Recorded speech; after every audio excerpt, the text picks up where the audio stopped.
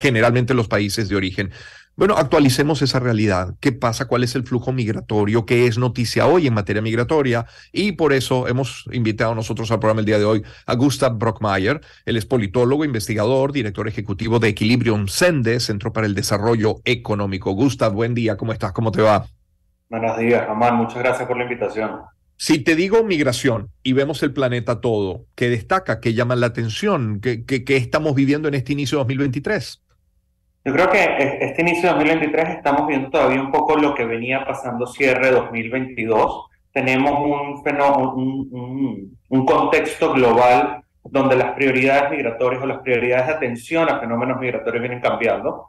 El hecho de la guerra en Ucrania ha tenido unos impactos significativos en hacia dónde se priorizan las respuestas de los actores internacionales frente a los movimientos migratorios. Tenemos movimientos en Latinoamérica que también están volviéndose cada vez más relevantes. Solemos hablar, por supuesto, del fenómeno venezolano y es pertinente que lo sigamos haciendo porque sigue siendo el más grande, pero también vemos el fenómeno en el movimiento de las personas haitianas, seguimos viendo movimiento de personas de Centroamérica con dirección al norte, seguimos viendo movimiento de personas de Colombia que también están cruzando el Darién, seguimos viendo movimientos de personas de Colombia que están bajando a Perú, a Chile. Entonces, tenemos una región extremadamente compleja con una cantidad de movimientos migratorios significativos y con unos países que están todo el tiempo tratando de atrapar, digamos, de alcanzar más bien lo que está pasando para diseñar políticas de respuesta.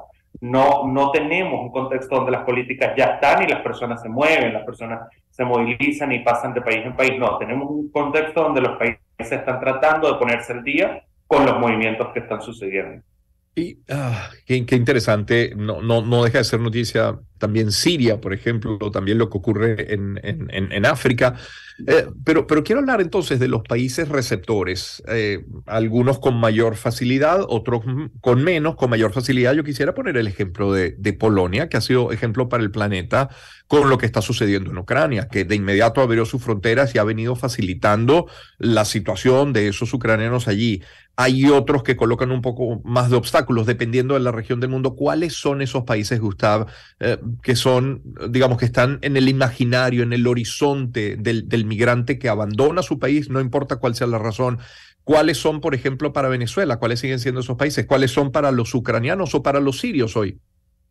Pero yo creo que si vemos el contexto de Venezuela, sí ha venido cambiando lo que consideramos como el país objetivo de las personas que han venido saliendo del país. Sí. Durante el inicio muy temprano del proceso migratorio, finales de los 2000, principios de los 2010, era Estados Unidos, era Europa. Eso cambió drásticamente y empezó a ser la región, sobre todo lo que son los países andinos, Colombia, Perú, Ecuador, y ahora estamos en un proceso donde muchas de las personas que ya habían migrado incluso y personas que aún no habían migrado están repensando esos procesos migratorios, ven desafíos en la región, han tenido muchos problemas para poder establecerse económicamente y están pensando nuevamente en países como Estados Unidos, como Canadá, países de la Unión Europea, algunos países de Latinoamérica un poco más lejanos, Argentina ha agarrado un poco más relevancia, Uruguay. Entonces, vemos que sí hay como que un cambio en lo que se prioriza por parte de los mismos migrantes y refugiados venezolanos.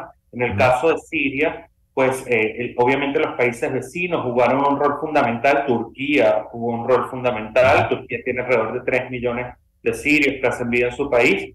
Y desde la perspectiva de los países desarrollados, de los países europeos sobre todo, por supuesto que la respuesta estuvo a cargo de Alemania, ¿no? Alemania Sí, siendo el país sí. que lideraba la Unión Europea en ese momento, y bueno, sigue siendo uno de los países que mayor influencia tiene, fue quien determinó la pauta de cómo se iba a abordar el desafío. En su momento Merkel tomó una política de puertas abiertas, donde recibió más de 1 millón de refugiados sirios. En el caso de Ucrania, por supuesto que estamos viendo algo similar. Los países vecinos son quienes están tomando una reacción inmediata, pero con la diferencia de que en el caso de Ucrania parece ser un consenso por parte de la Unión Europea de que hay que dar una respuesta contundente, de que hay que tener una política flexible y abierta a las personas migrantes y refugiadas de Ucrania, y eso también tiene que ver con el contexto que se está viendo, una respuesta también a la reacción de Rusia, ¿no? Sí. Estamos hablando de que es un contexto mucho más complejo y con una población que también es europea. Entonces es más fácil también para los países europeos tomar acciones de recepción y apertura hacia las personas refugiadas de Ucrania, ¿no? Sí. Gustav Brockmeyer con nosotros. Gustav, permíteme abrir paréntesis porque es información de último minuto y ya de hecho está en nuestro portal, en Mundo UR, que reportan un incendio en zona industrial de Boleíta. Dice esta nota: la mañana de este martes se registró un incendio en la zona industrial de Boleíta, en Caracas. Bomberos de Caracas se encuentran en el lugar. Indicaron que el incendio ocurre en las adyacencias de la sede de la DGCIM. Hasta ahora se desconocen las causas y si hay lesionados en el lugar. Hay suficientes videos, fotografías e información, no mucho más que la que acabamos de compartir. Hablan de la calle Vargas en Boleíta Norte, autoridades y bomberos en el lugar y periodistas como por ejemplo Daniel Guillermo Colina, que escribe: incendio de magnitud en una fábrica de plásticos, corre riesgo otra de pinturas que está al lado, bomberos y Polisucre en el lugar, evite transitar por la zona de Boleíta Norte, calle Vargas adyacente a la DGCIM. Información está de último minuto. Nuestro invitado es Gustav Brockmeyer, es politólogo, investigador, es director ejecutivo de Equilibrium Sende. Sobre la migración en los Estados Unidos y el intento que hace ese país en conjunto con México para evitar estas caravanas, que de hecho hay una en marcha ahora intentando de nuevo hacerse con la frontera. ¿Qué poder decir? Uno tiene a veces la sensación desde fuera, Gustav, que Estados Unidos primero necesita de la migración, pero por otra parte como que no tiene capacidad de seguir recibiendo migrantes, ¿no? Porque no son venezolanos, si es que son mexicanos, si es que son centroamericanos y ucranianos mismos que tienen ahora alguna facilidad. El caso de Estados Unidos es interesante. Estados Unidos es un caso bien particular porque capacidad y necesidad tienen, ¿no? Aquí la pregunta es la complejidad política que implica el tema migratorio en Estados Unidos. Estamos en un debate en Estados Unidos, estamos en un contexto de alta polarización, donde es extremadamente difícil responder con acciones contundentes de un lado o del otro, ¿no? Entonces, cuando vemos un gobierno demócrata que en teoría debería de instaurar políticas que son un poco más abiertas hacia la migración, que facilitan los procesos migratorios, que más bien está viendo cómo frenar procesos masivos y más bien optar por cómo traer capital humano calificado, es un poco extraño porque es una respuesta que es un poco incoherente a lo que requiere también el país. Obviamente todo país requiere y disfruta de la migración calificada, pero la realidad es que Estados Unidos es un país receptor de migración en todos los sentidos y sigue siéndolo y seguirá haciéndolo, y tratar de frenar los procesos migratorios de una forma como se está haciendo ahora, realmente no vemos que pueda tener demasiado efecto. La respuesta de Estados Unidos para resolver su problema migratorio tiene que ser apostar por el desarrollo de la región.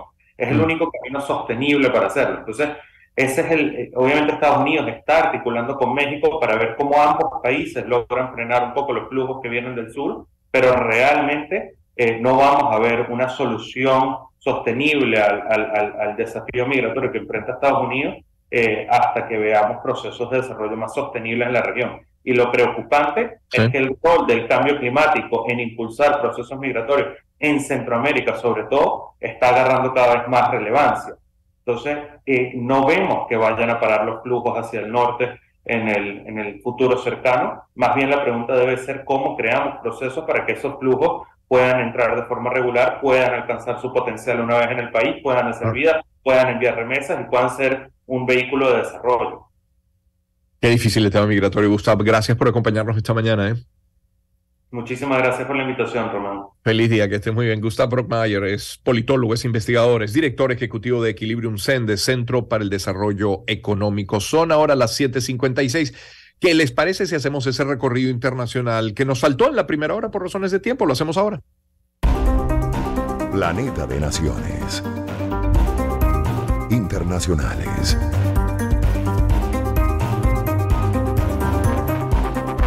Sobre COVID, por ejemplo, Mundo UR nos tiene que el grupo de expertos de la Organización Mundial de la Salud que investiga el origen del coronavirus causante de COVID-19 planteó la posibilidad de que el perro mapache, que es un animal que se vendía en el mercado de Wuhan donde comenzó la pandemia, fuera clave en la transmisión del patógeno a los humanos. Patricia Valenzuela, la conocen, es médico internista, infectólogo, es vicepresidenta de la Sociedad Venezolana de Infectología y bueno, hemos querido consultarla a ella para ustedes a través de nuestro espacio sobre este tema. Teníamos pendiente la identificación del hospedador intermediario